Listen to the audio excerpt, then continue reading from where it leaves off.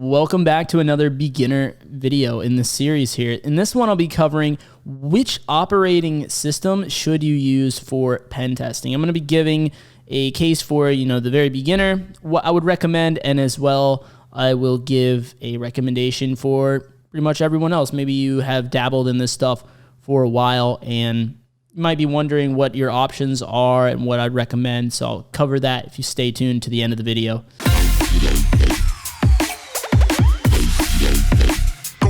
What's up, guys? This is Ryan from elevatecyber. So one thing that I want to clear up pretty much right away is that this notion of you needing to use a particular operating system for pen testing. That's all in all, that is just not true. You can use any operating system that you want, any operating system that you prefer.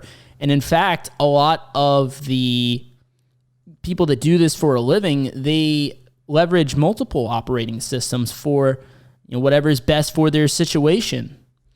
So I'm sure if you guys have been doing some research in this area, I'm assuming a lot of people watching this are beginners and things like that, but probably if you've done some research here on the offensive side, you might have heard of Kali Linux a number of times. That's a very popular, I wouldn't say operating system so much as like distribution, right?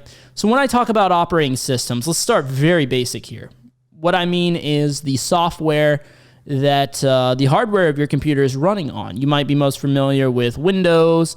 There's also Mac, and Linux is the third one. Now, within the umbrella of Linux, there's also different flavors of Linux that are known as distributions, distros, right? Distros is the term that you might have heard before. So all that means is that it's running Linux, the Linux kernel, under the hood, everything is Linux, but it has a certain set of packages installed on it to further customize it into a unique version, unique subset of Linux. That's all a distro is, right? So Kali Linux is a distribution of Linux, and also, Ubuntu, if you're familiar with that, that's a distribution of Linux. There's a lot, there's more than I could ever name, right? I'm not even going to try to name them all, right? You got Arch and, all these different ones. You can even go as crazy as building your own distro if you really wanted to. So that's a huge rabbit hole. But Kali Linux, all that is a flavor of Linux that was made for pen testing and things like that. So it's going to come pre-packaged with pretty much all the tools that you need to get started. And because of that, I would recommend for the people that are new to this, don't get caught up in the war. Everyone has an opinion on their favorite setup, their favorite operating system or Linux distro. But if you are a really beginner to this, you're really new at it, go ahead and install Kali Linux. Now, if you're going to do that, my recommendation would be to install the virtual, the VMDK, which is like the pre-installed operating system. So if you just take to Google and you search for, let's see here, I believe you could just search for offensive security Kali image. Yeah, offensive security Kali image.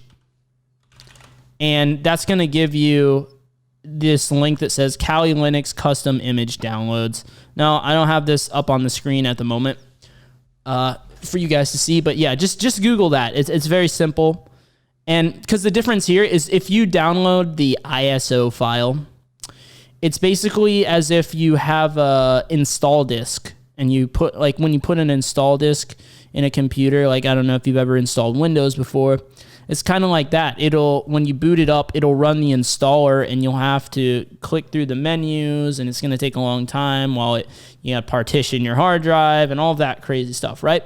But if you install the image from the offensive security website, they have one that's already pre-installed, built out, ready to go. So all you need to do is import that into your VM software of choice. Maybe it's VirtualBox, maybe it's what's the other popular one? VMware, whatever it is, and it will be ready to go. Now, I will say, when you download the image, make sure you download the image that corresponds to the virtualization software you're using. So there'll be an image for VirtualBox and there'll be an image for VMware.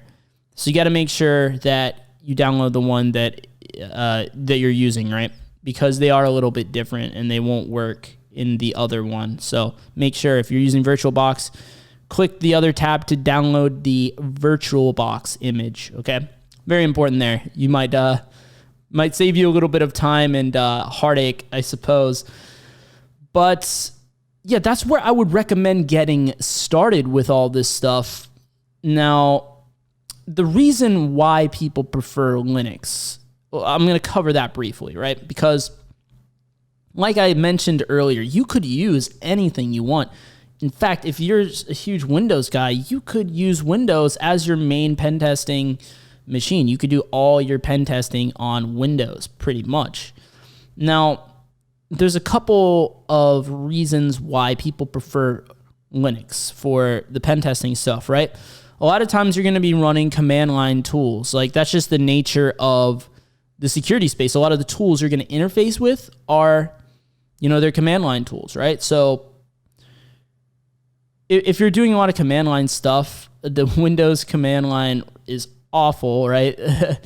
And if you do everything in PowerShell, well, you still kind of run into the issue that a lot of these tools are built for Linux. So if you go on GitHub and you look at a lot of these third-party tools that you're going to be using a lot, they're going to be very useful for you. A lot of them, you'll see a lot of bash scripts, and without using maybe like Windows subsystem for Linux or something like that, you're not going to be able to run those bash scripts on your Windows box. I mean, yeah, like I said, there are ways around that, but it is a bit of a hassle, right? So if you do run Linux for pretty much all of your pen testing stuff, you're not going to really run into any issues whatsoever, pretty much.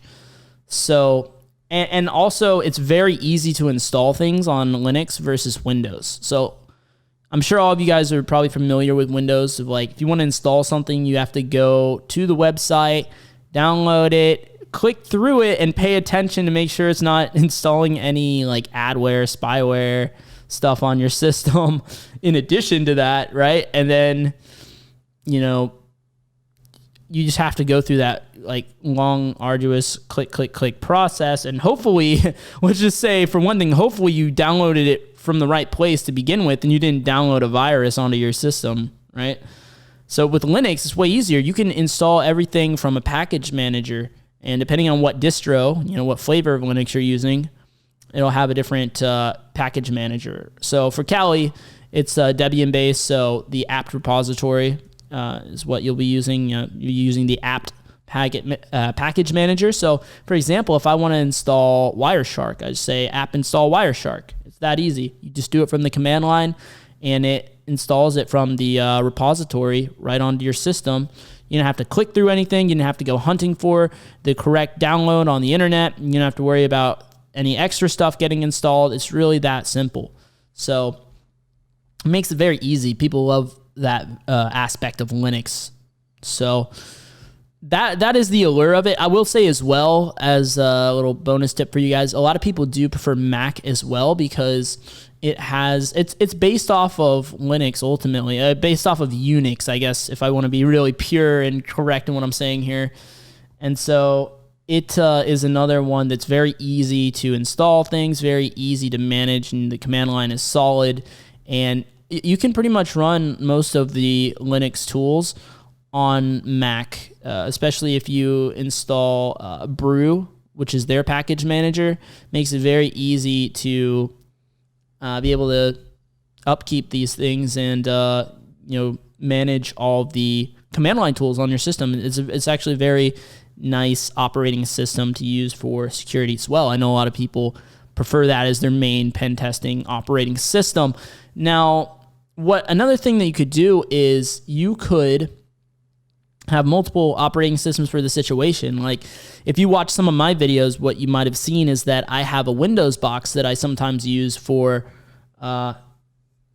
doing the buffer overflow stuff. That way, because when you're doing that, you really need to replicate that environment. So when you stand up the software, you have it in the same environment as what you're pen testing against. But that's a whole nother matter for another time. But yeah, I could definitely just install Ubuntu and do all my pen testing off there. The only thing that matters is that I have the tools that I need at my disposal. So yeah, hopefully this video was helpful to you. I don't want to ramble on too long on this topic. It's pretty simple here. You can pretty much use whatever you want. So if you enjoyed this video, be sure to subscribe if you haven't already. Hit the like button as well to help get this beginner content out there. And I will see you guys over in the videos on screen now if you want to continue learning from this beginner's playlist. Thanks for watching.